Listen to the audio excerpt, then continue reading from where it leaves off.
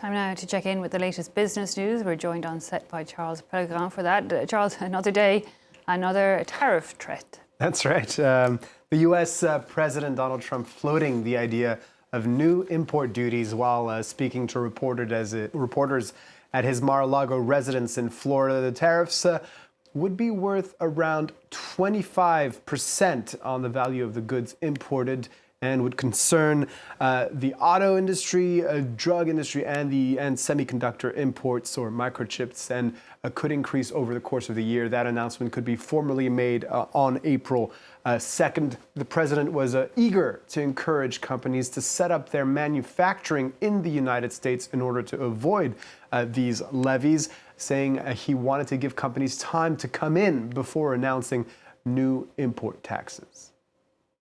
I do want to say while I'm up here, I've been contacted by some of the biggest companies in the world. And because of what we're doing economically and through tariffs and taxes and incentives, they want to come back into the United States. And we'll be announcing various very large companies, the biggest actually.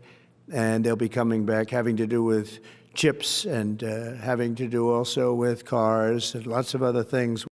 Well, Charles, this would considerably broaden the scope of Donald Trump's attack on global trading. Let's take a quick look at what's already been enacted since Donald Trump took office in January.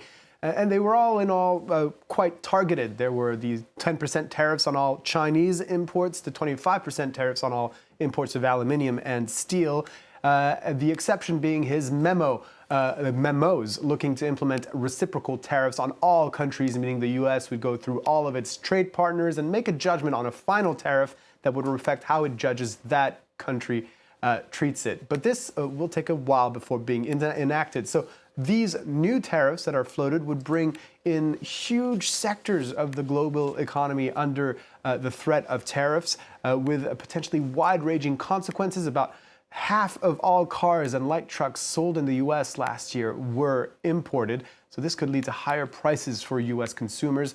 And this also could deeply affect the U.S.'s trade partners that have big players in these industry, like Germany with Volkswagen, or South Korea with Hyundai, for example. Okay, so what are these tariff threats? How are they impacting the markets, Charles? Well, let's have a look at the major Asian marketplaces this hour. We're seeing mixed trading as a result. The Nikkei down 0.25%. As the country reported a 2-year high in its trade deficit.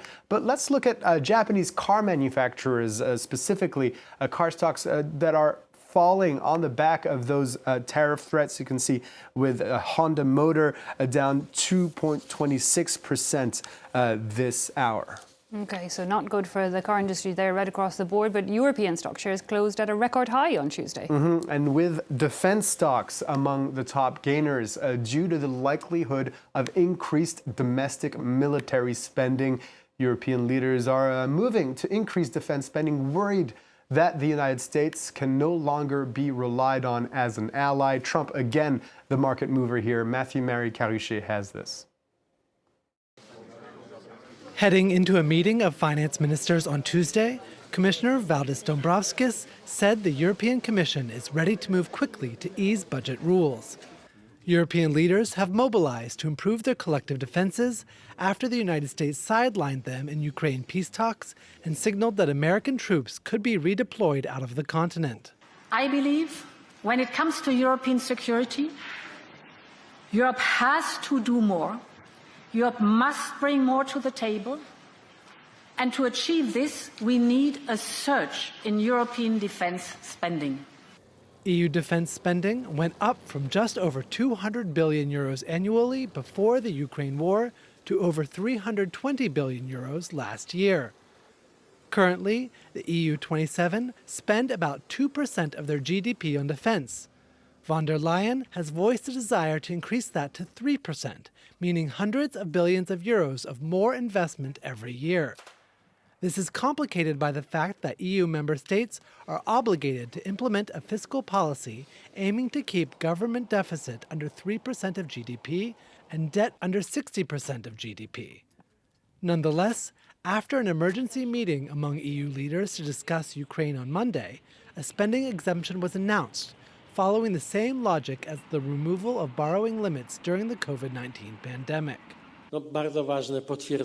A very important step taken today, especially for us, is that defense spending will no longer be treated as excessive spending. I asked the head of the Commission and she confirmed it. We are talking about many, many billions of euros that can be unlocked immediately. Not all EU governments support new exemptions, as they say special treatment for defense spending already exists in the rules. Instead, they want to focus on the definition of what constitutes defense investment. And we'll keep an eye on those European defense talks when European markets open in about an hour's time. Okay, Charles Pellegrin for now. Thanks very much indeed.